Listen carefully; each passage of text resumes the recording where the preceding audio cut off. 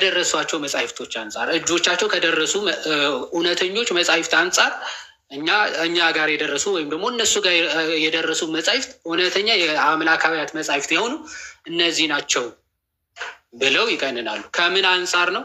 ከመናፍቃን መጻሕፍት አንጻር፣ ከመናፍቃን ጽሁፎች አንጻር ማለት ነው። ስለዚህ እንዲያረጉ ይቀንኗቸው፣ ይለዩቸው ነበረ መጻሕፍቶቹን ማለት ነው። ልዩነቱ የሚመጣው ከምንድነው? መጻሕፍቶቹ እጆቻቸው ከደረሷቸው ከመድረሳቸው እና ካለመድረስ አንጻር ነው። በኛ በካቶሊክ በኦርቶዶክሳውያን ያለው የመጻሕፍት ልዩነት። በፕሮቴስታንቶች ግን ወደ 16ኛው ክፍለ ዘመን መጻሕፍቶቹ ራሱ በኪንግ ጄምስ ቨርዥን የ1611 መጽሐፍ ሙሉ እነዚህ መጻሕፍቶችን ያካተተ ነው። እንደው ሉተር ለብቻቸውን ለይቶ ዲትሮ ካኖኒካል ብሎ ለብቻቸው ለይቶ ቢያስቀምጣቸውም ከመጽሐፍ ቅዱስ አልወጡም ነበር፣ አላስወጣቸውም ነበር። በኋላ ላይ ነው በሪፎርሜሽን ሰዓት ከመጽሐፍ ቅዱስ ራሱ እያስወጣቸው የመጡት መጻሕፍቶቹ ማለት ነው እንጂ ፓርት ኦፍ ዘ ቡክ ወይም ደግሞ እንደ መጽሐፍ ቅዱስ ከመጽሐፍ ቅዱስ ጋር አብረው ነበረ። ሁሉም መጻሕፍቶች ምን የሚሉት የታተሙት የሚታተሙትም በፕሮቴስታንቶችም ጭምር ማለት ነው። ከዛ በኋላ ግን አንዳንድ የቅዱሳንን ምልጃ በሚያመለክቱ የመላእክትን እርዳታ እነዚህ አይነት ነገሮችን እንዳሏቸው ሲመለከቱ ሲጀመርም ለምን አይወጡም በሚል በራሳቸው ስልጣን ማስወጣት ጀመሩ ማለት ነው። ኦኬ ዘንድ 66 ብቻ ብለው ትምህርት ማስተማር ጀመሩ ማለት ነው። አሁን እንግዲህ ትልቁ መጻሕፍት ያለው በኦርቶዶክስ እና በካቶሊኮች ነው መጻሕፍቶቹ ማለት ነው። ግን ስቲል ይሄ ብቻ የሚለውን ትምህርት ግን በእኛ አይታወቅም ማለት ይሄ ብቻ ማለት 61 ብቻ 72 ብቻ 81 ብቻ የሚባል ትምህርት የለን። ኦኬ ምክንያቱም ዋናው የመጻሕፍቶቹ ዓላማ የእግዚአብሔርን እውነተኛውን ትምህርት በክርስቶስ የተገለጠውን ትክክለኛውን የመዳን ትምህርት እንድትይዝ ነው እንጂ የሆነ ሪትን ስክሪፕቸሩ ፊደል በፊደል ሸመደድ ካልሸመደድ ያዝ ከአልያዝክ አይደለም። ዋናው ጉዳይ የመጻሕፍቶቹ መጻፍና የመልእክቶቹ መጻፍ ዋናው ዓላማ ምንድን ነው? የእግዚአብሔር ሀሳብ መግለጥ ነው አይደል? ኦኬ ነገረ እግዚአብሔርን መግለጥ፣ ነገረ ድህነትን መግለጥ፣ ነገረ ክርስቶስን መግለጥ፣ ነገረ ትንሣኤ ሙታንን መግለጥ። ዋናው መልእክቱ የመጻሕፍቶቹ መጻፍ ምንድን ነው? ዶግማቲክ የሆኑ በክርስቶስ የተገለጡ የመዳን ትምህርቶችን ማወቅና መረዳት ነው ማለት ነው። አሁን እንደው ግብፃዎች 79 ነው 81 አልያዙም። ስለዚህ ከድህነት ወጥተዋል አያስብላቸው። የመዳን ትምህርት በእነዛ መጻሕፍት ይዘው አግኝተውታል። የመዳኑን ትምህርት ማለት ነው። የመዳኑ ወንጌል አግኝተውታል፣ ይዘውታል ማለት ነው። ስለዚህ የቁጥሩ ጉዳይ ከድህነት ያስወጣቸዋል የሚያስብላቸው አይደለም ማለት ነው። ኦኬ ዋናው ትምህርቱ መገለጡ እንዲይዙ ስለሆነ እንደውም አባቶቻችን የሚናገሩት ነገር አለ። እንደው መጽሐፍ ቅዱስ አረማውያን መጥተው ለምሳሌ ሙስሊሞች መጥተው ከምድረ ገጽ መጽሐፍ ቅዱሱን በሙሉ ቢያጠፉት ቢያቃጥሉት ማለት ነው፣ አይችሉም። ግን እንደው አቃጥለው ቢያጠፉት ዮሐንስ ወንጌል ብቻ ቢቀር ክርስትና ይጠፋል? አይጠፋም። በነገራችን ላይ አይጠፋም። አንድ የዮሐንስ ወንጌልን ይዞ ሙሉ መጻሕፍቶችን መጻፍ ይቻላል ይላሉ። ሁለተኛ ደግሞ በዮሐንስ ወንጌል መሰረት ተደርጎ መሰረታዊ የክርስትና ትምህርቶችን መረዳት ማወቅ ስለሚቻል ማለት ነው፣ ዶግማውን ስለሚቻል። ሲቀጥል ደግሞ ቤተክርስቲያን እነዚህ ሪትን ስክሪፕቸርስ ባልነበረበት ሰዓት ራሱ ስቲል ቤተክርስቲያን ኤግዚስት ታደረግ ነበረ ማለት ነው። ቤተክርስቲያን ምን ታደረግ ነበር? ኤግዚስት ታደረግ ነበረ። ምክንያቱም ተቀንኖ እንደዚህ መሰብሰብ የጀመረው እንዳልኳችሁ የመናፍቃን ጽሁፎች ሲመጡ እንጂ ይህን ያክል ብዛት መጽሐፍት እነዚህ ብቻ ያዙ የሚል ትምህርት ራሱ አልነበረም እስከ 3ኛ 4ኛ ክፍለ ዘመን ድረስ ማለት። ከዛ በፊት ቅዱስ ትውፊት አለ፣ መንፈስ ቅዱስም አለ። ከቤተ ክርስቲያን የማይጠፋ ዘላለም በቤተ ክርስቲያን የሚሰራ መንፈስ ቅዱስም አለ። መንፈስ ቅዱስ በቤተ ክርስቲያን ሕይወት ውስጥ ሁልጊዜ የሚሰራ መንፈስ። ስለዚህ መንፈስ ቅዱስ ይጠብቃል፣ ትምህርቱን ይጠብቃል። በቤተ ክርስቲያን ታሪክ ደግሞ እየተላለፈ እስከ ዓለም ፍጻሜ ድረስ የሚጠብቀው ባይዘወይ መንፈስ ቅዱስም ጭምር ስለሆነ ማለት ነው። ከዚህ አንጻር ነው የመጽሐፍት ቀኖና የምንመለከታቸው ማለት ነው። እግዚአብሔር ያክብርልን። ይዋዴ ቃልት ያሰማልን። ብሮስኪ ይሄ ቢብሊካል ካነን የዋዲ በደንብ አብራርቶታል። ሂስትሪው ራሱ ባይተሰልፍ በጣም ብዙ ነገር መባል የሚችልበት አንድ ራሱን ችሎ አንድ ሙሉ ላይፍ ሴሽን ከዛም በላይ ሁላ ሊወራ የሚችልበት ቶፒክ ነው። የመጽሐፍ ቅዱስ ቀኖና እና እያንዳንዱ መጽሐፍ ራሱ ይህ መጽሐፍ እዚህ ጋር ለምን አልተቀበሉትም፣ እዚህ ጋር ለምን አሉት፣ የዋዲ ጠቅለል ያለውን ሀሳብ በደንብ አብራርቶታል። እናውራ ከተባለ በጣም ብዙ ሊወራበት የሚችል ነገር ነው። ቢብሊካል ካነ ኦኬ ኢቨን ሁላ ስንት መጽሐፍ የተጻፈበት ርዕስ ነው የመጽሐፍ ቅዱስ ቀኖና ስፔሻሊ በውጭ ዓለም ላይ እና ቃሎት ያሰማለን። ብሮስኪ በጣም ደስ በሚል ሁኔታ ነው ያብራራኸው። እሺ እስካሁን 6 ጥያቄ አድሬስ አድርገናል። ከአሁን በኋላ ያሉት ጥያቄዎች ብዙም ሰዓት የሚፈጁ አይደሉም። እውነት ለማውራት እስካሁን ያሉት ናቸው ሰዓት። ስለዚህ አጠር ባለመልኩ እናንተንም ብዙ ላለማሰልቸት ምናምን አሁን 6 ጥያቄ አድሬስ አድርገናል። እኔ 3 አድሬስ አድርጌያለሁ። የዋህዲ 3 አድሬስ አድርጓል። እየተማራችሁ እንደሆነ ተስፋ እናደርጋለን። ስለዚህ ወደሚቀጥለው ጥያቄ እንሄዳለን ማለት ነው ጋይስ። አጠር ባለመልኩ ከአሁን በኋላ ብዙ እንትን አንለው፣ አጠር ባለመልኩ። እሺ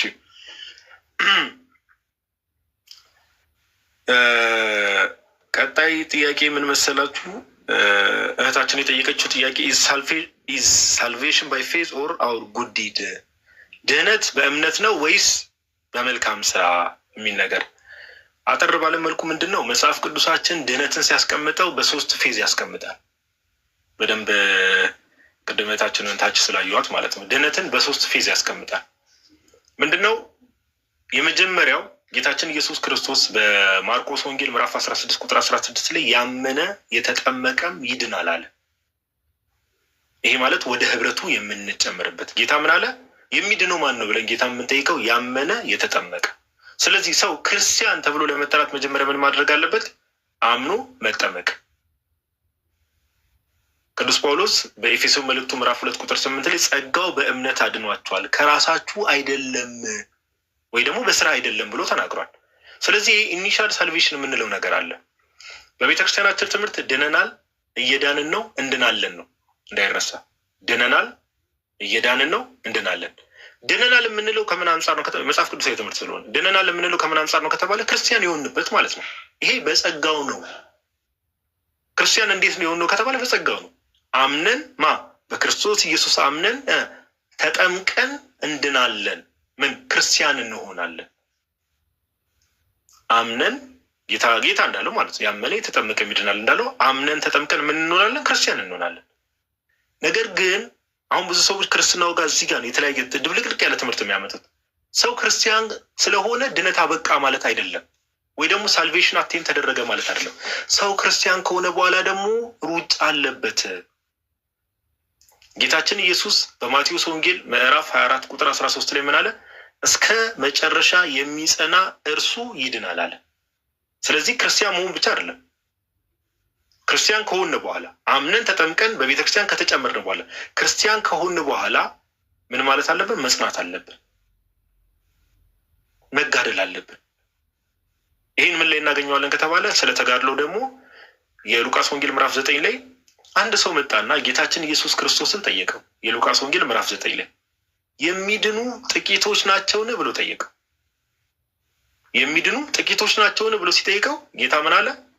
በጠበበው በር ለመግባት ተጋደሉ እላቸዋለሁና ብዙዎች ሊገቡ ይፈልጋሉ፣ ነገር ግን አይችሉም ማለት። አያችሁ፣ ሰው ክርስቲያን ከሆነ በኋላ በምን መልኩ በምን አይነት ህይወት መመላለስ አለበት ከተባለ በቅድስና ህይወት፣ እግዚአብሔርን ደስ በሚያሰኝ ህይወት፣ በንስሐ ህይወት መመላለስ አለበት። የጌታን ስጋና ደም እየተቀበለ ክርስቶስን ወደ መምሰል ህይወት። ጥሪያችን ራሱ ምንድን ነው? ክርስቶስን ወደ መምሰል ነው ጥሪያችን ራሱ። ስለዚህ ጌታ ምን አለ? የሚድኑ ጥቂቶች ናቸውን ተብሎ ሲጠየቅ የሚድኑ ጥቂቶች ናቸውን ተብሎ ጌታችን ኢየሱስ ሲጠይቅ በአንደበቱ ምን አለ? በጠበበው በር ለመግባት ተጋደሉ ያስፈልጋል። አያችሁ፣ የጠበበው በር የተባለው ምንድን ነው ከተባለ ማቴዎስ ወንጌል ምዕራፍ 7 ላይ ብትመለከቱ ጌታ ራሱ በአንደበቱ ምን አለ? ወደ ህይወት የሚወስደው መንገድ እጅግ የጠበበ የሚያገኙትም ጥቂቶች ናቸው፣ ወደ ጥፋት የሚወስደው መንገድ ግን እጅግ ሰፊ ነው አለ ጌታ። ስለዚህ በጠበበው በር ለመግባት ተጋደሉ ሲባል ወደ ዘላለም ህይወት ለመግባት የእግዚአብሔርን መንግስት አቴን ለማድረግ የእግዚአብሔርን መንግስት ለመውረስ ምን አለ? ተጋደሉ። ስለዚህ ክርስቲያን መጋደል ያስፈልጓል። ለዛ ነው ራሱ ጳውሎስ ጸጋው በእምነት አድኗቸዋል ብሎ የተናገረው። ጳውሎስ ምን አለ? ፊልጵስዩስ ላሉ ለክርስቲያኖች ለዳኑ ክርስቲያኖች ምን አላቸው? ፊልጵስዩስ መልእክት ምዕራፍ 2 ቁጥር 12 ላይ መዳናችሁን ድነዋል። ኦልሬዲ ክርስቲያን ናቸው። በክርስቶስ ኢየሱስ ያመኑ አምነው ተጠምቀው ክርስቲያን የተባሉ ናቸው። ነገር ግን ምን አላቸው ጳውሎስ መልእክት ሲጽፍላቸው? መዳናችሁን በፍርሃትና በመንቀጥቀጥ ፈጽሙ አላቸው። ጸጋው በእምነት አድኗቸዋል ብሎ ነበር እኮ ጳውሎስ። ነገር ግን ሰው ክርስቲያን ከሆነ በኋላ ኢኒሻል ሳልቬሽን የሚባለውን ማለት ነው ድነናል ብለን የምንናገርለትን ያንን ድነት ከፈጸመ በኋላ ግን መዳናችን ምን ማድረግ አለብን? በፍርሃትና በመንቀጥቀጥ መፈጸም አለብን። ቅዱስ ጳውሎስ እንዳለው።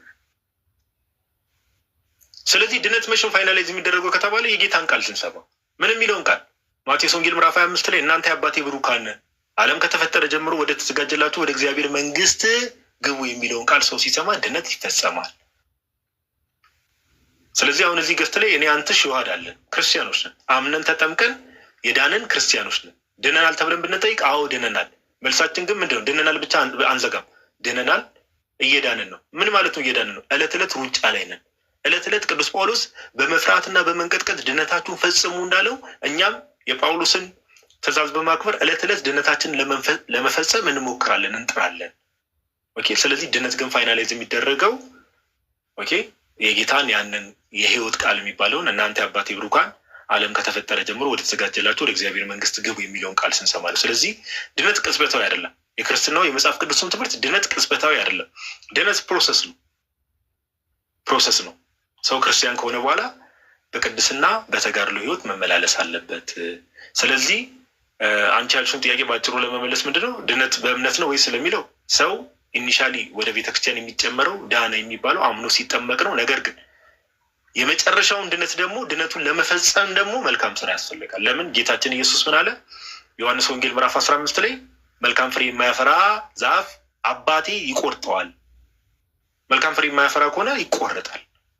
ለዛም ነው ጌታ ዳግም ለፍርድ ሲመጣ ማቴዎስ ወንጌል ምዕራፍ 25 ላይ ብትመለከች ተርቤ አብልታችሁኛል፣ ተጠምቼ አጠጥታችሁኛል የሚላቸው በቀኝ በኩል ያሉትን ወደ እግዚአብሔር መንግስት የሚገቡትን ተርቤ አብልታችሁኛል፣ ተጠምቼ አጠጥታችሁኛል፣ ታስሬ ጠይቃችሁኛል፣ ታርዤ አልብሳችሁኛል ብሎ የሚናገረው ለምንድን ነው ከተባለ መልካም ስራ ለድነት ስለሚያስፈልግ ነው።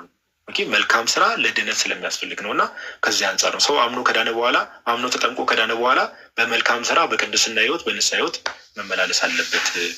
ድነት ፍጻሜ የሚያገኘው ቅድም በተባለው መልኩ ነው። ስለዚህ በአጭሩ ይህን ለማለት ያክል ነው። እግዚአብሔር ያክብርልኝ። ዮሐዴ ወደ አንተ ልምጣ። ቃለ ሕይወት ያሰማል፣ ጸጋውን ያብዛል። ጋድሻ ጥሩና አጠር መጠን ያለ መልስ። በቃ አሁን አጠር እያደረግን እንደዚሁ እንሄዳለን ማለት ነው። አራተኛ ጥያቄ ከእስራኤል ቤቶች ከጠፉ በጎች በቀር አልተላኩም ለምን አለ ክርስቶስ? ለዓለም ከሆነ የመጣው የሚል ሀሳብ ነው። በአጭሩ ክርስቶስ ለዓለም እንደመጣ ማስረጃው ራሱ ክርስቶስ ነው። ዮሐንስ ወንጌል ምዕራፍ 3 ከቁጥር 16 ጀምሮ ስንመለከት ያው ሙሴ በዓላማ ላይ እባቡ እንደሰቀለ የሰው ልጅ የሚሰቀል ዘንድ ይገባዋል ካለ በኋላ ዓለም በልጁ እንዲድን እንጂ እንዳይጠፋ እግዚአብሔር አንድያ ልጁ እስኪሰጥ ድረስ ዓለሙን እንዲሁ ወዷልና በልጁ የሚያምን አይፈረድበትም፣ በልጁ የማያምን ግን በአንዱ በእግዚአብሔር ልጅ ስም ስላላመነ አሁን ተፈርዶበታል ይላል። ስለዚህ ክርስቶስ ወደ ዓለም መጣ፣ ዓለምንም ሊያድን ነው የሚሰቀለው። ስለዚህ እግዚአብሔር አንድያ ልጁ የላከው ዓለሙን እንዲሁ ስለወደደ ነው። እስራኤልን ሳይሆን ዓለምን ሁሉ ስለወደደ አንድያ ልጁ ሰጥቶታል ማለት ነው። ታዲያ ክርስቶስ ከእስራኤል ቤት ከጠፉት በጎች በቀር አልተላኩም ለምን አለ የሚለውን በሁለት መንገድ መመልከት እንችላለን። የመጀመሪያው ምንድን ነው? መዳን ወይም ደግሞ ትምህርት ሁልጊዜ የሚጀምረው ከእስራኤል ነው። ከእስራኤል ወይም ከአይሁዳውያን ነው የሚጀምረው ትምህርት። መዳኑን ወይም ደግሞ ስብከቱንም ትምህርቱንም የሚጀምረው ከእስራኤል ቤት ነው የሚለውን ለማጠየቅ ነው። ከዛ በኋላ ወደ አሕዛብ ደግሞ ተወጥቶ ተሰብኮ ከእስራኤል በኋላ ነው ወደ ዓለም ራሱ የሚሰራጩ። ስለዛ ነው ክርስቶስ ሐዋርያቶቹን ከኢየሩሳሌም አትውጡ ይላቸዋል አስቀድሞ ማለት ነው። በኢየሩሳሌም ቆዩ የሚላቸው ምንድን ነው? ወደ ዓለም የሚላኩበት ጊዜ አለ፣ የሚልክባቸው ጊዜ ስላለ ማለት ነው። ከዛ አንጻር እንዲህ ብሎ ተናግረዋል። ይህንን ማስረጃ ወይም ደግሞ በጥቅስ ለማየት ያክል ሐዋርያው ቅዱስ ጳውሎስ በሮሜ መልእክቱ ምዕራፍ 1 ከቁጥር 16 ላይ ምን ብሎ ይናገራል? በወንጌል አላፍርምና አስቀድሞ ለአይሁዳዊ ደግሞም ለግሪክ ሰው ለሚያምኑ ሁሉ የእግዚአብሔር ኃይል ለማዳን ነውና ይላል። አስቀድሞ ለማን ነው? ለአይሁዳዊ ነው። ከዛ በኋላ ነው ለግሪክ ሰው ወይም ደግሞ ከአይሁድ ተነስቶ ወደ የማያምኑ ወደ አሕዛብ የሚሄደው መዳኑም ስብከቱም ወንጌሉ ከአይሁድ ጀምሮ ወደ አሕዛብ ነው የሚሄደው። ከዛ አንጻር ምን ብሏታል? ከእስራኤል ቤት ከጠፉት በጎች አንጻር ብሏታል ክርስቶስ። ሌላው ሐዋርያት ሥራ ምዕራፍ 13 ከቁጥር 46 ላይ ያለውን ኃይለ ቃል ሐዋርያ ቅዱስ ጳውሎስ የተናገረውን ምን ብሎ ይናገራል? ሐዋርያት ሥራ ምዕራፍ 13 ከቁጥር 46 ላይ ጳውሎስ እና በርናባስም ገልጠው የእግዚአብሔር ቃል አስቀድሞ ለእናንተ ይነገር ዘንድ ያስፈልጋል ይላል። አስቀድሞ ለእናንተ የሚለው ለአይሁዳውያን ማለት ነው። ከገፋችሁትና የዘላለም ሕይወት እንዳይገባችሁ በራሳችሁ ከፈረዳችሁ ግን እነሆ ወደ አሕዛብ ደግሞ ዘወር እንላለን ይላል። አስቀድሞ ለአይሁዳዊ ከዛ ለግሪክ ሰው ማለት ከዚህ አንጻር ማለት ለሚያምኑ እግዚአብሔርን ለሚቀበሉ ሰዎች ማለት ነው። እንግዲህ ያቺ ሴት ከነዓናዊት ሴት ነች። ከነዓናውያን ማለት ደግሞ ጣዖት አምላኪዎች ናቸው። ኦኬ፣ ጣዖት አምላኪዎች ናቸው። ለዛ ነው ክርስቶስ አስቀድሞ እግዚአብሔርን ለሚቀበሉ ሰዎች ነው መዳን የሚሰጠው ነው ዋናው ሀሳቡ ማለት። ከዛ በኋላ ደግሞ ለአሕዛብ ወንጌልን ይሰበካቸዋል። ሲያምኑ ደግሞ መዳን ይሰጣቸዋል ማለት ነው። ዋናው ይሄ ነው። ከማመን ጋር ነው የሚገናኘው ሁለቱም። አሁን ሁለተኛ የምናነሳው ሀሳብ ሳታምኚ መዳን አይሰጥም የሚለውን ሀሳብ ነው የሚያስረዳው። ይሄንን እስራኤል የሚለው ራሱ ቃሉን ስንመለከት በእግዚአብሔር የሚያምንና እግዚአብሔርን የሚቀበል ሕዝብ ማለት ነው። የአብርሃም ዘር ማለት ነው። የአብርሃም ዘር ሲባል ግን በስጋ ሳይሆን አብርሃምን በእምነት የሚመስለው ማለት ነው። ይሄ ሐዋርያ ቅዱስ ጳውሎስ ራሱ በሮሜ መልእክቱ ምዕራፍ 9 ከቁጥር 5 ጀምሮ እንዲህ ብሎ ይናገራል። እንግዲህ ስለ እስራኤላውያን እየተናገረ ይመጣል። ከቁጥር 1 ጀምሮ እንግዲህ ለእስራኤላውያን ብዙ ነገሮች ተሰጥቷቸው ነበረ። የመቅደሱ ስርዓት አባቶች ሁሉ ለእነሱ ተሰጥቷቸው ነበረ። ከእነርሱም ነው ክርስቶስ በስጋ የመጣው ይላል። ከእስራኤላውያን ክርስቶስ በስጋ መጥቷል ይልና ነገር ግን ክርስቶስ ከእስራኤላውያን በስጋ ስለመጣ ሁሉም እስራኤላውያን ናቸው የዘላለም ሕይወት ይቀበላሉ ማለት ግን አይደለም። እንደ ተስፋው ቃል ለሚቀበሉት ነው እንጂ ብሎ ይናገራል። በአጭሩ ላንብባል። ምን ይላል? ከቁጥር 6 ሮሜ ምዕራፍ 9 ከቁጥር 6 ጀምሮ ነገር ግን የእግዚአብሔር ቃል የተሻረ አይደለም ይላል። እንግዲህ ለአብርሃም ቃል ኪዳን ገብቶለታል። አሕዛብ በዘር ይባረካሉ፣ ያም በይስሐቅ ዘር ይጠራልሃል ተብሎ እንደተናገረው ማለት ነው። ስለዚህ እንዲህ ብሎ በዘርህ ተብሎ ለአብርሃም ተነግሮት ነበር። አብርሃም እንደው እግዚአብሔር አሁን ወይም ደግሞ የመዳኑ ለአሕዛብም ይገባቸዋል ሲል እግዚአብሔር እንደው የገባውን አስቀድሞ የገባውን ቃል ኪዳን እየሻረው ነው አይደለም። የእግዚአብሔር ቃል እየተሻረ አይደለም። ታዲያ ምንድን ነው? ለምንድን ነው በዘርህ ተብሎ ለአብርሃም በዘሩ ከተነገረለት ለምን አሕዛብ የአብርሃም ዘር ሳይሆኑ እንዴት መዳኑ ይገባቸዋል የሚለውን ሲያብራራ ምን አለ? የእግዚአብሔር ቃል የተሻረ አይደለም። እነዚህ ከእስራኤል የሚወለዱ ሁሉ እስራኤል አይደሉምና ከእስራኤል ስለተወለዱ በስጋ እስራኤላውያን ናቸው ማለት አይደለም ማለት እንግዲህ ሐዋርያ ቅዱስ ጳውሎስ የአብርሃምም ዘር ስለሆኑ ሁላቸው ልጆቹ አይደሉም ይላል። በስጋ ከአብርሃም ስለተወለደ የአብርሃም ዘር ተብሎ ይጠራል ማለት አይደለም በመወለድ ደረጃ። ምክንያቱም ከአብርሃም በስጋ የተወለደ ማን አለ? እስማኤል የሚባል አለ አይደል? እስማኤል አሁን የእግዚአብሔር ሕዝብ ተብሎ ይጠራል አይጠራም። በስጋ በመወለድ ደረጃ አይደለም፣ የተስፋውን ቃል በመቀበል ደረጃ ነው። ስለዚህ ምን አለ? በይስሐቅ ዘር ይጠራል አልተባለ? ቁጥር 8 ይህም የተስፋ ቃል ልጆች ዘር ሆነው ይቆጠራሉ እንጂ የተስፋውን ቃል ለሚቀበሉት እንጂ እንደው በስጋ ለሚወለዱት ሁሉ የእግዚአብሔር ልጆች አይደሉም ማለት ነው ይላል ባቸው።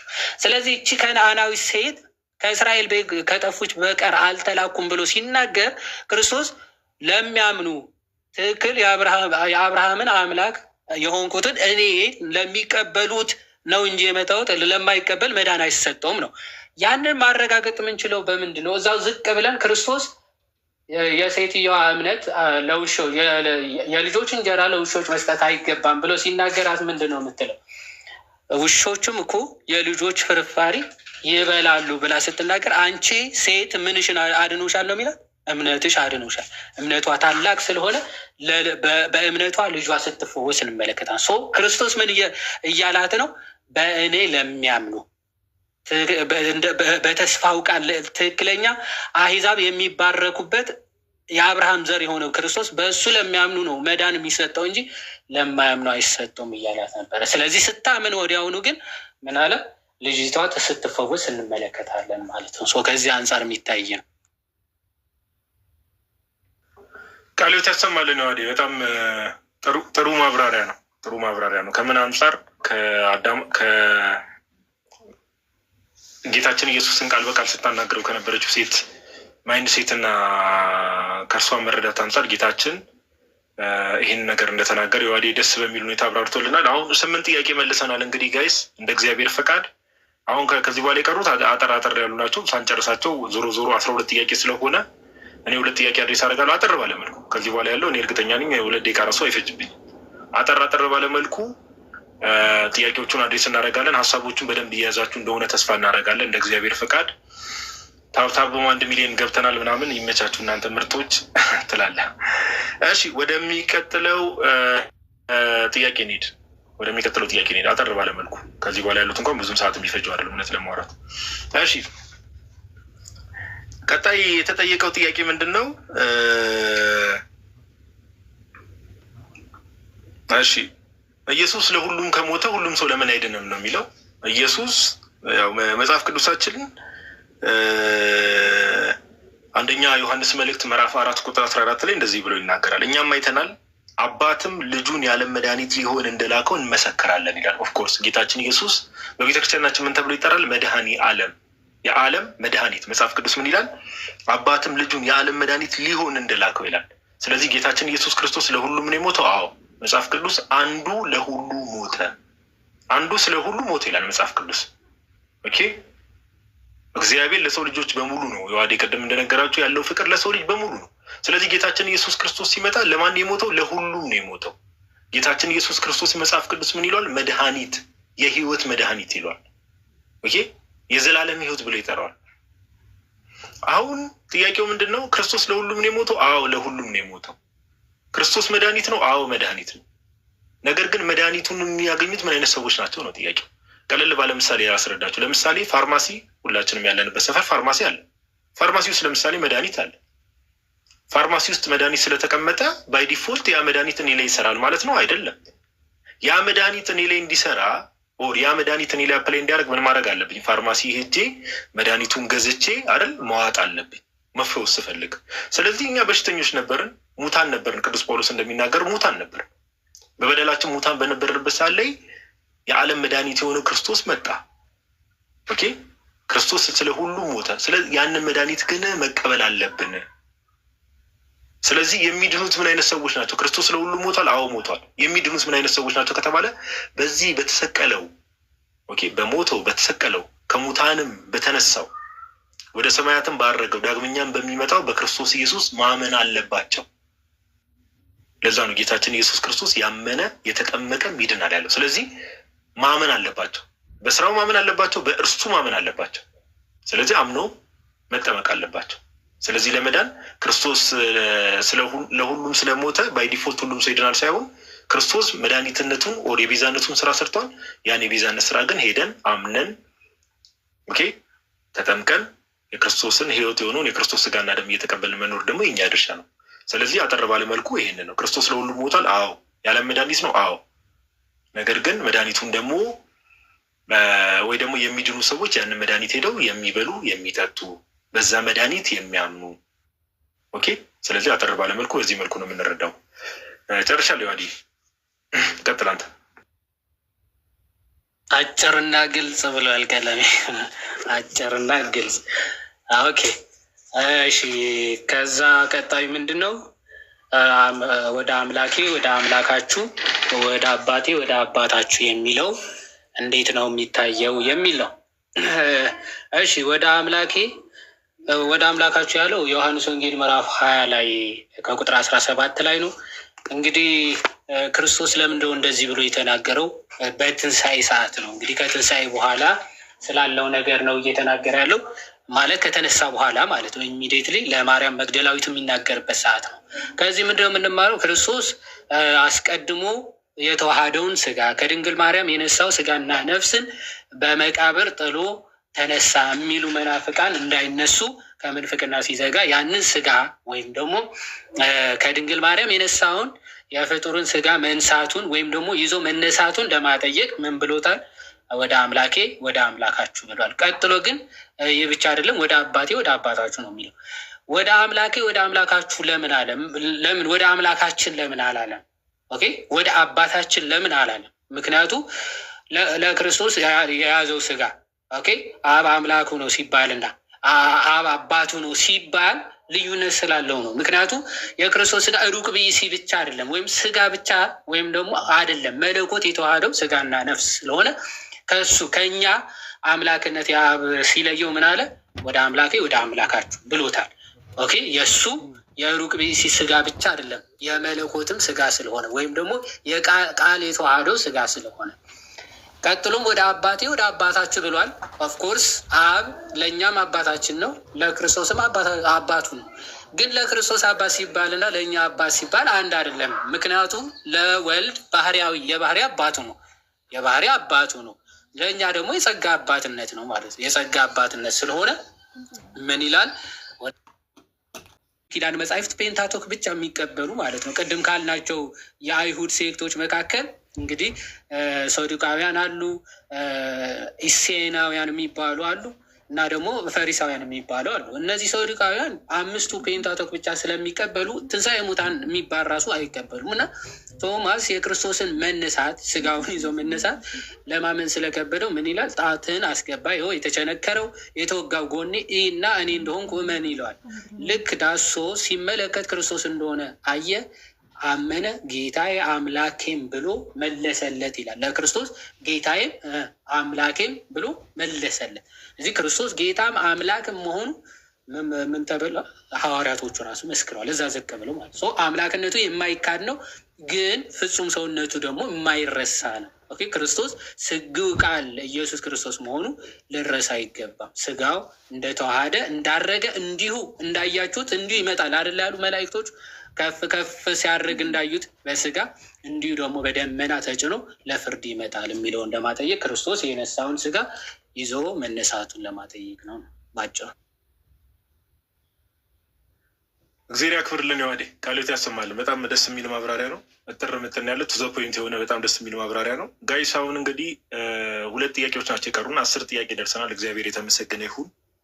ሆፕፉሊ እናንተም የሆነ ነገር እየተማራችሁበት እንደሆነ ተስፋ እናደርጋለን እንደ እግዚአብሔር ፍቃድ። ስለዚህ 2 ጥያቄ እኔ 1 ጥያቄ አድሬስ አደርጋለሁ፣ የዋዳ 1 ጥያቄ አድሬስ ያደርጋል። ጨርሰናል ማለት ነው። ለምን 13ኛ ጥያቄ ነበረ፣ ግን ቅድም የቅድስት ሥላሴ ውስጥ የውሃዴ ማብራሪያ ሲሰጥ እግዚአብሔር አንድም ሶስትም እንዴት ሊሆን ይችላል የሚለው ውስጥ በደንብ እሱንም አያይዞ ስለሆነ ያብራራው 2ቱን የቀሩትን ጥያቄዎች አድሬስ እናደርጋለን ማለት ነው። እና 11ኛው ጥያቄ ምንድን ነው? ዋይ አር አይከንስ ዩዝድ ወይ ደግሞ ቅዱሳት ስዕላት ማለት ነው ፐርፐዙ ምንድን ነው? ቅዱሳት ስዕላትን ለምንድነው የምንጠቀማቸው? ዓላማቸው ምንድን ነው? ቅዱሳት ስዕላት በቤተክርስቲያናችን ለብዙ ዓላማ እንጠቀማቸዋለን። አንደኛው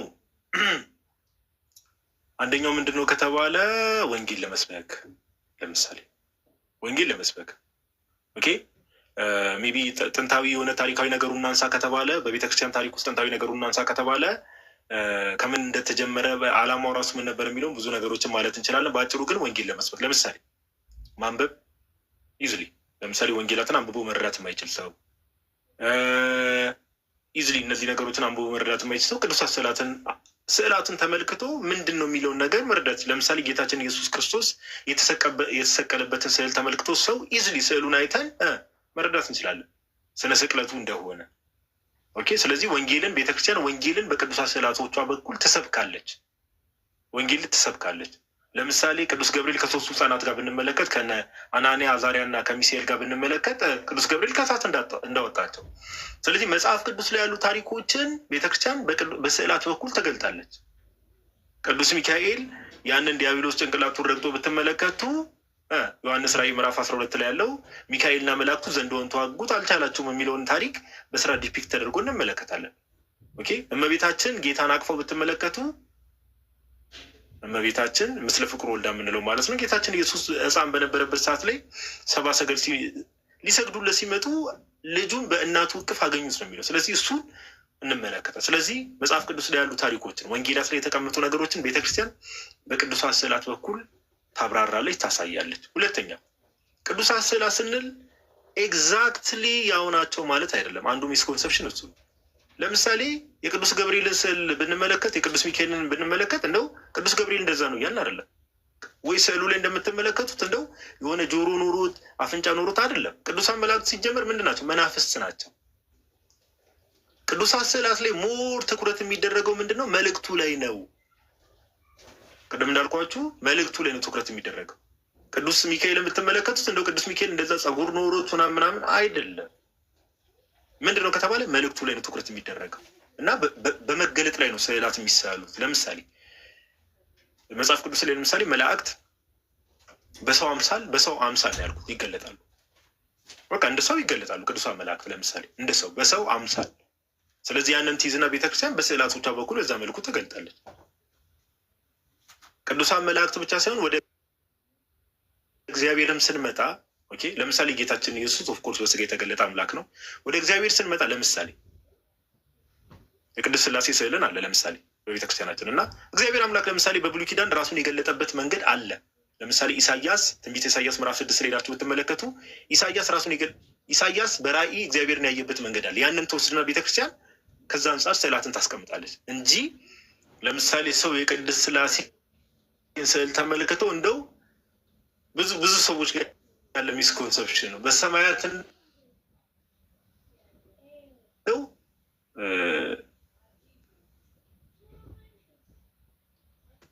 ቁጭ ብለው እንደዚህ ሶስት አካላት እንደዚህ ቁጭ ብሎ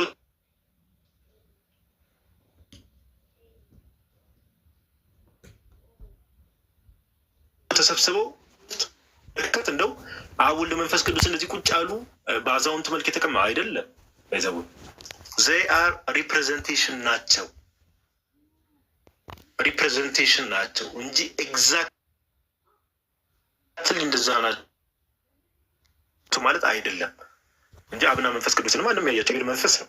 ስለ ጌታችን ኢየሱስ ከሆነ የምናወራው እሱ በስጋ ስለተገለጠ እንስለዋለን ኦፍኮርስ ኦኬ። ስለዚህ መጽሐፍ ቅዱስ ላይ ካለ መገለጥ እየተነሳ ነው እነዚህ ነገሮችን የምናደርገው እንጂ ኤግዛክትሊ ቃል በቃል እንደዛ ነው ማለት አይደለም። ሪፕሬዘንታቲቭ ናቸው። ስለዚህ ወኪል ናቸው። ኦኬ፣ ይህን ማወቅ ያስፈልጋል። እና ዓላማቸው ቅድም እንደተባለ ብዙ ዓላማ አለ። ወንጌልን ለመስበክ አለ። ከዛ ባለፈ ለተመስጦ ራሱ እውነት ለማውራት ለተመስጦ፣ ለምሳሌ ሰዎች ጸሎት ሲያደርጉ አንድ ሰው ለምሳሌ በክርስቶስ ኢየሱስ ይሄ የተሰቀለበት ስዕል አለ አይደል? ጌታችን ኢየሱስ እዛ ፊት ቆሞ ጸሎት ሲያደርግ የክርስቶስን መከራ የማሰብ ቻንሱ በጣም ከፍ ይላል። ሁላችንም እናውቀዋለን። ፐርሰናሊ ሰው ለምሳሌ ግድግዳ ዝም ብሎ ባዶ የሆነ ግድግዳ እያየ የሚጸልይ ሰው እና ለምሳሌ ክርስቶስ የተሰቀለበት ስዕል ፊት ቆሞ የሚጸልይ ሰው አንድ አይነት አይደለም እኮ። ተመስጦ አንድ ሊሆን አይችልም። ለምን? መስቀሉን ስንመለከት መከራውን እናስባለን። ጌታችን ኢየሱስ ለእኛ ያደረገውን ነገር እናስባለን። ስለዚህ ቤተክርስቲያን ልጆቿ ደግሞ የበለጠ እንዲመሰጡ ይህንን መንገድ ከዛ ባለፈ የመጨረሻው ሀሳብ ምንድነው ከተባለ ዚያር ዊንዶውስ ቱ ሄቨን ወደ ገነት ኦር የሰማዩን ነገር እንድናስብ ወደ ሰማይ ሀሳባችን ህሊናችን ወደ ሰማይ እንዲነጠቅ የሚያገለግሉ እንደ መስኮትነት የሚያገለግሉ ናቸው። ሕያዋን እንደመሆናቸው በክርስቶስ ኢየሱስ አምኖ የሞቱ ቅዱሳን ሕያዋን እንደመሆናቸው እንደ ደመና ከበውናል። ኦኬ፣ ስለዚህ ከበውናል፣ በዙሪያችን አሉ ቅዱሳን። ያንንም ለማሳይ ቅዱሳን ስዕላትን እንጠቀማለን። ስለዚህ ከዚህ አንጻር እንጠቀማለን። ብዙ ነገር ማንሳት ይቻላል። ከዚህ አንጻር ነው አንድ የመጨረሻ ነገር ማንሳት የምፈልገው። ብዙ ጊዜ እንደው ይህን ነገር ለመቃወም እንትን የሚሉ ሰዎች ምንድነው የሚያነሱት ሀሳብ ከተባለ በሰማይም በምድርም ካለው ለራስ የትኛውንም ቅርጽ ምንድነው ምስል ሆነ ቅርጽ አታድርግ የሚለውን ነገር እሱን ጥቅስ ለማንሳት ይሞክራሉ። ነገር ግን እሱ ጥቅስ ሰዎች ስፔሻሊ ህዝበ እስራኤል ለእነሱ የተሰጠ ህዝበ እስራኤል ምን ሲያደርጉ ነበረ? እንዳልኳችሁ ጣዖታትን እየቀረጹ አምላካችን ይሄ ነው እያሉ ያመልኩ ስለነበረ ኦኬ፣ እንጂ እግዚአብሔር አምላክ አሁን ከስዕላት አንጻር እንዳልሆነ የምናውቀው በምንድን ነው ከተባለ ራሱ እግዚአብሔር አምላክ ኦሪት ዘጸአት ምዕራፍ 25 ላይ ሄዳችሁ ብትመለከቱ ሙሴን ከተቀጠቀጡ ወርቆች 2 ኪሩቤሎችን ስራ እያለ ሲያዝ እንመለከት። ኪሩቤል መላእክት ናቸው። ኪሩቤል ለምሳሌ መንፈስ ናቸው። ከኛ አንጻር በእኛ በስጋውያን አይን አናያቸው። ነገር ግን እግዚአብሔር ከ2 ከተቀጠቀጡ ወርቆች ኪሩቤልን ስራ ብሎ ሙሴን አዘዘው። ሙሴ ሰርቷል ይህንን ነገር አያችሁ። ስለዚህ ስዕላትን አይደለም እግዚአብሔር የከለከለው። ስፒሪቹዋል ነገርን የሚሰብኩ ነገር ስዕላትን በፍጹም አልተከለከለም። በፍጹም ኢቨን ጌታችን ኢየሱስ ክርስቶስ በስጋዊ ዘመኑ በሰለሞን ቤተ መቅደስ ነበር ሲመላለስ የነበረው። የሰለሞን ቤተ መቅደስ ውስጥ ስዕላት ነበሩ። ያን ነገር ጌታችን አንድም ቦታ ላይ ይሄ ልክ አይደለም ብሎ ሲናገር አልተመለከትም። ናቲ ኮኔክሽን እምቢ ብሎኝ እኮ ነው ብሮስኪ። እና አንድም ቦታ ላይ ይህንን ነገር ሲቃወም አንመለከትም። ስለዚህ ከዚህ አንጻር ቅዱሳት ስዕላት ፐርፐዛቸው ምናቸው ከዚህ አንጻር እንመለከተዋለን ለማለት ያክል ነው። እግዚአብሔር ያክፍልን። ብዙ ይሄ ራሱ ይሄ አይኮኖግራፊ በጣም ብዙ ሊወራበት የሚችል ብዙ ማስረጃዎች ከጥንትም ብዙ ነገር ሊባልበት የሚችል ነው። ግን አጠር ባለመልኩ ከዚህ አንጻር ብንረዳው መልካም ነው። የዋድ ይቀጥል ወደ በጣም ቫስት የሆኑ ቶፒኮች ግን በአጭር ደቂቃ ለምን እንደሚያስፈልጉ በአጠቃላይ አሪፍ አድርገህ አብራርተዋል እና ቃለ ሕይወት ያሰማልን። የመጨረሻ ዘላስ በኖ ዘሊስት ይላል ፈረንጅ እና የመጨረሻው በኢየሱስ ክርስቶስ የማያምኑ ታዲያ ምንድን ነው መጨረሻቸው የሚል ጥያቄ ነው። እውነት ለመናገር ይሄ ራሱ አንድ ራሱን የቻለ ቶፒክ የሚወስድ ነው። ምክንያቱ ዳግም ምጽአት ነው የሚወስደን። እንግዲህ እነዚህ እስካሁን የተመለከትናቸው መታመን የሚገባቸው ነገሮች ተነሱና እንደው እነዚህ ነገሮች ባያምን ሰው ምንድን ነው መጨረሻው ነው? ጥሩ ጥያቄ ነው። እንደው አባቶቻችን ምን ብለው ይናገራሉ? የሰው ልጅ እግዚአብሔርን መከተል ያለበት ወይም ደግሞ እግዚአብሔርን እንዲከተለው የሚፈልገው እግዚአብሔር የፍቅር አምላክ እንደመሆኑ እግዚአብሔርን ወዶ እግዚአብሔርን አፍቅሮ ከዓለም ይልቅ እግዚአብሔርን አስበልጦ እግዚአብሔርን እንዲከተለው ነው። እንደው በመንፈሳዊ ሕይወቱ በጣም እንደው የደከመ ከሆነ ግን ቢያንስ ደግሞ የዘላለም ቅጣቱን ፈርቶ እግዚአብሔርን ቢከተለው መልካም ነው ይላሉ። ትክክለኛ የክርስትና ሕይወት እንደው ቅጣቱን ፈርተን አይደለም እግዚአብሔርን መከተል ያለብን። እንደው በመንፈሳዊ ሕይወቱ የዛለ ሰው ግን የእግዚአብሔር ስፒሪቹዋል ነገርን የመረዳት አቅሙ በጣም ዝቅተኛ ስለሆነ ሞር የሚረዳው ቅጣቱ ላይ ነው እና ያንን ተረድቶ ራሱ እግዚአብሔር የሚከተለው መልካም ነው። ከዛ ወደ መንፈሳዊ እድገት ስለሚመራው ማለት ነው እና ይህን ነገር በአጭሩ ለመመልከት ያክል በኢየሱስ ክርስቶስ የማያምኑ ምንድን ነው መጨረሻቸው? መጽሐፍ ቅዱስ ምን ብሎ ይናገረናል?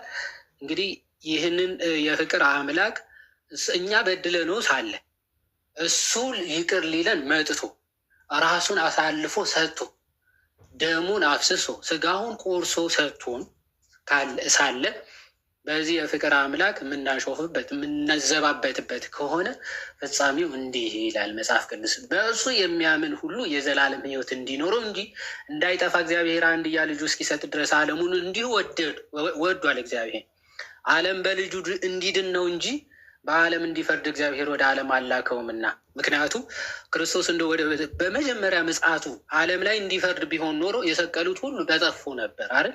ግን ሊፈርድባቸው አልመጣም፣ ሊያድናቸው እንጂ ማለት ነው በመጀመሪያ ምጽአቱ። ስለዚህ በእርሱ የሚያምን እንዲድን እንጂ እንዲያጠፋቸው አልመጣም። በእርሱ በሚያምን አይፈረድበትም። በማያምን ግን በአንዱ በእግዚአብሔር ልጅ ስም ስላላመነ አሁን ተፈርዶበታል ይልና ቁጥር 34 ዝቅ ብለን ዮሐንስ ወንጌል ምዕራፍ 3 ከቁጥር 34 ምን ይላል? እግዚአብሔር የላከው የእግዚአብሔርን ቃል ይናገራልና እግዚአብሔር መንፈሱ ሰፍሮ አይሰጥምና አባት ልጁን ይወዳል፣ ሁሉንም በእጁ ሰጥቶታል። በልጁ የሚያምን የዘላለም ሕይወት አለው። በልጁ የማያምን ግን የእግዚአብሔር ቁጣ በእርሱ ላይ ይኖራል እንጂ ሕይወትን አያይም ይላል። የእግዚአብሔር ቁጣ በእርሱ ላይ ይኖራል እንጂ ሕይወትን ከቶ አያይም ይላል መጽሐፍ። ሕይወት ማየት የሚባል ፈጽሞ የለም። ሕይወት አለማየት ማለት ደግሞ አውት ኦፍ ኤግዚስተንስ መጥፋት ራሱ ማለት አይደለም።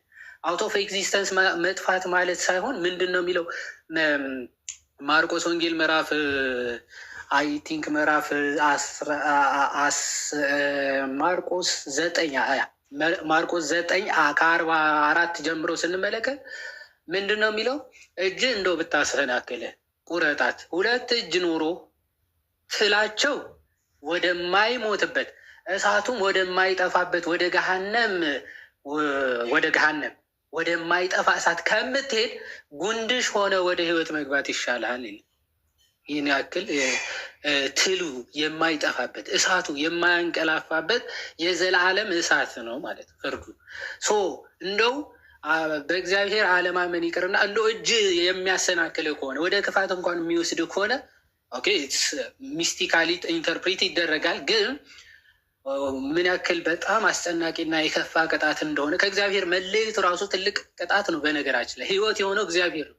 ከእርሱ መለየት ራሱ የዘላለም ሞት ነው። እንደው በዚህ ዓለም ራሱ አይተነዋል። ከእግዚአብሔር መለየትን እንኳን ምን ያክል አስቀያሚ እንደሆነ። ዘለዓለማዊ እሳት ግን ከዚህ የከፋ ለአይን ጥቅሻ እንኳን እረፍት የማይገኝበት ነው እና ትሉ በማይሞትበት እሳቱ ወደማይጠፋበት ወደ ዘላለም እሳት 2 እጅ ኑሮ ከምትገባ ጉንድሽ ሆነ የዘላለም ህይወት ብታገኝ ይሻልሃልና ብሎ መጽሐፍ ቅዱስ ይናገራል። ሌላው እዛው ማቴዎስ ወንጌል ምዕራፍ 3 ከቁጥር 12ም ክርስቶስን ሲናገር ዮሐንስ ወንጌላዊ ስለ ክርስቶስ ሲናገር እርሱ ከእኔ ይበልጣል አልኳችሁ ይልና እርሱ በመንፈስና በእሳት ያጠምቃችኋል ይላል። በመንፈስና በእሳት ያጠምቃችኋል። አሁን በመንፈስና በእሳት ያጠምቃችኋል ምን ማለት ነው? ለሚያምንበት በመንፈስ ቅዱስ ይጠመቃል። የመንፈስ ቅዱስ ሀብትን ይሰጠዋል፣ ልጅነትን ያገኛል ማለት ነው። እንግዲህ እግዚአብሔር ልጅ የመሆን ታላቅ ጸጋና በረከት ማግኘት ነው በክርስቶስ ማመን። በእርሱ ለማያምኑ ደግሞ በእሳት ያጠምቃችኋል ምን ማለት ነው? መንሹ በእጁ ነው። ቁጥር 12 ላይ መንሹም በእጁ ነው፣ አውድማውንም ፈጽሞ ያጠራል፣ ስንዴውንም በጎተራው ይከታል፣ ገለባውን ግን በማይጠፋ እሳት ያቃጥለዋል ይላል። ልክ ክርስቶስ በሚያምንና በማያምን ወይም ደግሞ መልካም ምግባርና ያለውና በሌለው መካከል ልክ ገበሬ ስንዴውን ከገለባውን እንደሚለየው እንደዛ ይለየዋል። መልካም ለሰራው ላመነው ላላመነው እንዲሁ ለይቶ ይለየዋል። ክርስቶስ በመንሹ በእጁ የሆነ ነው። መለያው በእርሱ ነው። መልካም የሰራ ክፉ የሰራ ያመነ ያላመነ መለያ መንሹ በእጁ ላይ ስለሆነ ሁለቱም ይለያል። ስንዴውን ያጠራዋል፣ ገለባውን ግን ወደማይጠፋ እሳት ያቃጥለዋል ብሎ ማቴዎስ ወንጌል ምዕራፍ 3 ከቁጥር 12 ላይ ይናገራል። እዛው ሉቃስ ወንጌልም ምዕራፍ 3 ከቁጥር 17ም ይህ ተመሳሳይ ሀሳብ እናገኘዋለን።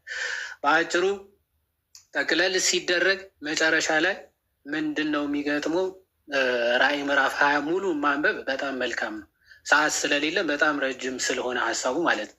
ራእይ ምዕራፍ 20 ምንም ብሎ ይናገራል? ክርስቶስ ትንሣኤ ሙታንን ካደረገ በኋላ ምን ይደረጋል? ሞትና ሲኦልም በእሳት ባህር ውስጥ ተጣሉ ይላል። ሞትና እንደው ሲኦል የቀደሙ ሰዎች እንኳን በማለት በብሉይ ኪዳን የነበሩ ሰዎች ምናልባት ሲኦል ውስጥ ነበር ሲገቡ የነበሩ። ሲኦል እና ባህር ራሱ በሞት ባህር ውስጥ በተባለው ገሃነም ውስጥ ነው የሚገቡት። እነሱ ራሱ ምን ያክል ገሃነመ እሳት የመረረ እንደሆነ ሲያጠይቅ ሞትና ሲኦል ራሱ ወደዛ ወደ እሳት ባህር ውስጥ ይጣላሉ ይልና ይህም የእሳት ባህር ሁለተኛ ሞት ነው ይላል።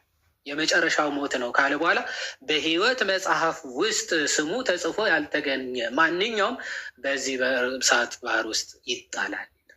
ከዚህ ታላቅ መቅሰፍት ከዚህ ከዘላለማዊ ሞት እግዚአብሔር አምላክ ሁላችንም ሰውሮ ወደ ዘላለማዊ ሕይወት ወደ ክርስቶስ እቅፍ ከእርሱ ጋር የምንኖርበትን ሕይወት ያድለን።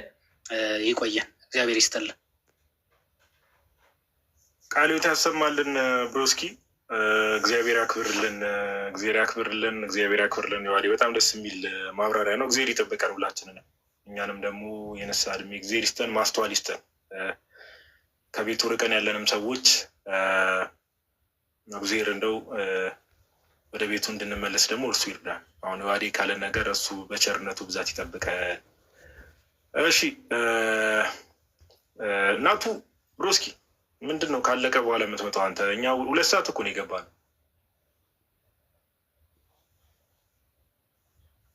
እንዴት ናችሁ? እንዴት አመሻች? ሁላችሁንም ሰላም ብያለሁ። ቃልዎት ያሰማልን። እንትን ነበርኩ ፕሮቴስታንቶች ጋር ነበርኩ እና ያ ሰው ተከትሎኝ የገባ ካለ ወደዚህ እንዲመጣ ነው እንጂ እኔም ሞራል ቅድም እኮ መጀመሪያ እንትን ስትል እቺ ምንድናት ገፍት መቀበያ አለች አይደለ? እሷን ፕረስ አረጋት። ኔትወርኩ ነው መሰለኝ ስታክ አረገ እያወራሁ ስለነበረ ከዛ ድጋሚ ስትመጣ አበባውን አየር ላይ ያስኳትና ሳብኩ ትላለህ። ለማንኛውም እንኳን ደህና መጣ ብሮስኪ፣ እንኳን ደህና መጣ። ምን አልከኝ? ናቱሻ ኔትወርክ ነው የሚያስተጋባው? አይ ነው አለን ፓፓ ነው ያልኩት። እሺ ጋይስ፣ ስለዚህ እንዳያችሁት በአጠቃላይ 13 ጥያቄዎችን እግዚአብሔር በረዳና ባገዘን መጠን ደስ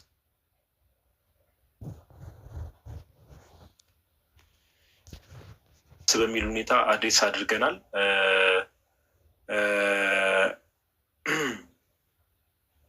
ጥሩ ጊዜ እናሳለፋችሁ፣ ጥሩ ትምህርት እንዳገኛችሁበት ተስፋ እናደርጋለን። እንደ እግዚአብሔር ፍቃድ ጥሩ ጊዜ እናሳለፋችሁ፣ ጥሩ ትምህርት እንዳገኛችሁ ተስፋ እናደርጋለን። እንደ እግዚአብሔር ፍቃድ ከዚህ በኋላ ደግሞ እንደዚሁ አሁን ዛሬ እህታችን ናት። ጥሩ እህታችን ተባረኪ። እንግዲህ ይህንን ጥያቄ ደግሞ ሜቢ ዛሬ የተጠየቀውን ጥያቄ ደጋግማችሁ መስማት፣ ደጋግማችሁ ቼክ ማድረግ፣ ማወቅ ምናምን የምትፈልጉ ያው የዮሐዴን ዩቲዩብ ኦኬ፣ ለነፍሴ ዩቲዩብ ብላችሁ ዩቲዩብ ላይ ሰርች ብታደርጉ ታገኙታላችሁ። ዮሐዴን ሰብስክራይብ አድርጉት። ከዛም ባለፈ ደግሞ እንደዚሁ ላይቭ ላይ የምናነሳቸውን አሁን የዛሬው ሙሉ ለሙሉ ዩቲዩብ ላይ ተቀምጦ ታገኙታላችሁ እና ዩቲዩብንም ቼክ ብታደርጉት መልካም ነው ብዬ አስባለሁ። በጣም ጥሩ ጊዜ እናሳለፍ ነው። አሁን መዝሙር ደግሞ እንስማ። 1-2 መዝሙር እንሰማና የዛሬውን ላይቭ ሴሽን ወደ ማገባደዱ እንመጣለን ማለት ነው እንደ እግዚአብሔር ፈቃድ እና ከዚህም በኋላ እንትን እናደርጋለን። እንደዚህ ጥያቄ ሃይማኖታዊ ጥያቄ ምናምን ያለባቸው ሰዎች በውስጥ ጻፉልን። ጥያቄ ይሄ ስርዓት ነክ ጥያቄ አይደለም፣ ሃይማኖታዊ ጥያቄ በተቻለ መጠን። አሁን እህታችን ዛሬ የጠየቀችው ለብዙ ሰው መማሪያ የሚሆን ጥሩ ጥያቄ እና ሜቢ ግን ያው ሰዎች ከነሳ አባቶቻቸው ጋር ምናምን የተነጋገሩ የሚፈቱት አይነት ጥያቄ ከሆነ እሱ እዚህ ጋር ካህንም ስለሌለ ሜቢ እናቱ ነው ዲያቆን፣ እኛ ሌሎቻችን እንዲሁ ዝም ብለን ሰዎች ስለሆንን እንደዛ አድርጉ ለማለት ያክል ነው። እሺ አሁን መዝሙር እንሰማለን። መዝሙር ምረጡ። አሁን መዝሙር